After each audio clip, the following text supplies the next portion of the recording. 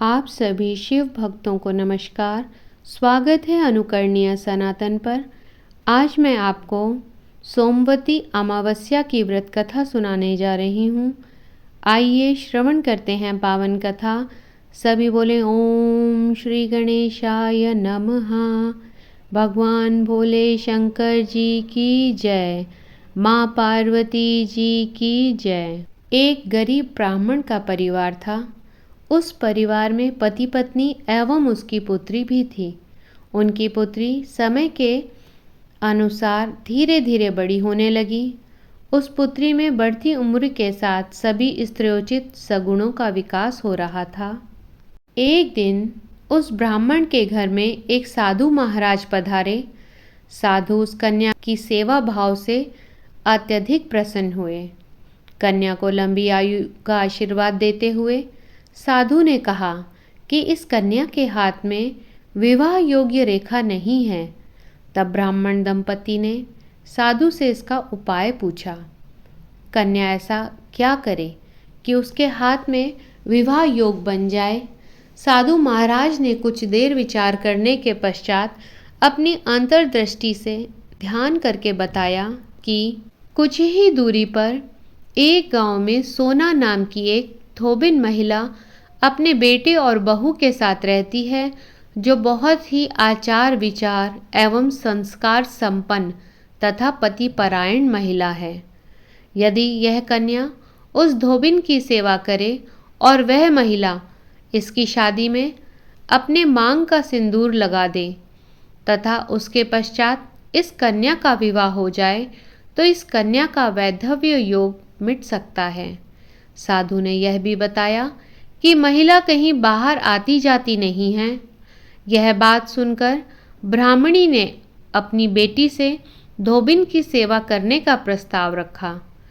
अगले दिन से ही कन्या प्रातःकाल ही उठकर सोना धोबिन के घर जाकर साफ सफाई एवं अन्य सारे कार्य करके अपने घर वापस आने लगी। एक दिन सोना धोबिन अपनी बहू से पूछती है कि तुम तो सुबह ही उठकर सारे काम कर लेती हो और पता भी नहीं चलता। बहू ने कहा, माँ जी, मैंने तो सोचा कि आप ही सुबह उठकर सारे काम स्वयं ही कर लेती हैं। मैं तो देर से उठती हूँ। यह सब जानकर दोनों सास बहू घर की निगरानी करने लगी कि वह भला कौन है जो सुबह ही घर का सारा काम करके चला जाता है। कई दिनों के पश्चात धोबिन ने देखा कि एक कन्या मुंह ढके अंधेरे में घर में आती है और सारे काम करने के पश्चात चली जाती है। एक बार जब वह कन्या जाने लगी तो सोना धोबिन उसके पैरों पर गिर पड़ी। पूछने लगी कि आप कौन हैं और इस तरह छुपकर मेरे घर की चाकरी क्यों किया करती हैं। तब कन्या ने साधु द्वारा कही सारी बात बताई। सोना धोबिन पति परायण थी, अतः उसमें तेज था। उसकी सारी बात सुनकर वह तैयार हो गई। सोना धोबिन के पति थोड़ा अस्वस्थ थे। उसने अपनी बहू से अपने लौट आने तक घर पर ही रहने को कहा और कहा कि अपने ससुर का ध्यान रखना। सोना धोबिन कन्या के विवाह में चली गई। सोना धोबिन ने जैसे ही अपने मांग का सिंदूर उस कन्या की मांग में लगाया, सोना धोबिन का पति स्वर्ग सिधार गया। उसे इस बात का पता चला। वह घर से निर्जल ही चली थी, यह सोचकर कि रास्ते में कहीं पीपल का पेड़ मिलेगा तो उसे भमरी देकर और उसकी परिक्रमा करके ही जल ग्रहण करेगी। उस दिन सोमवती अमावस्या थी।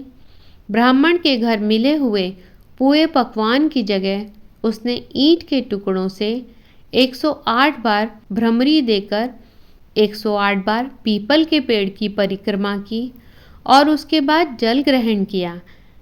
ऐसा करते ही उसके पति के मृत शरीर में वापस से जान आ गई और उसकी सांसें चल पड़ी। सोना धोबिन का पति पुनर्जीवित हो उठा।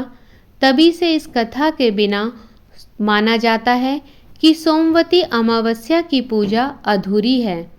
अतः जो भी सोमवती अमावस्या का व्रत रखता है उसे यह कथा अवश्य सुननी चाहिए। सभी बोले भगवान भोले शंकर जी की जय, देवी माँ पार्वती जी की जय।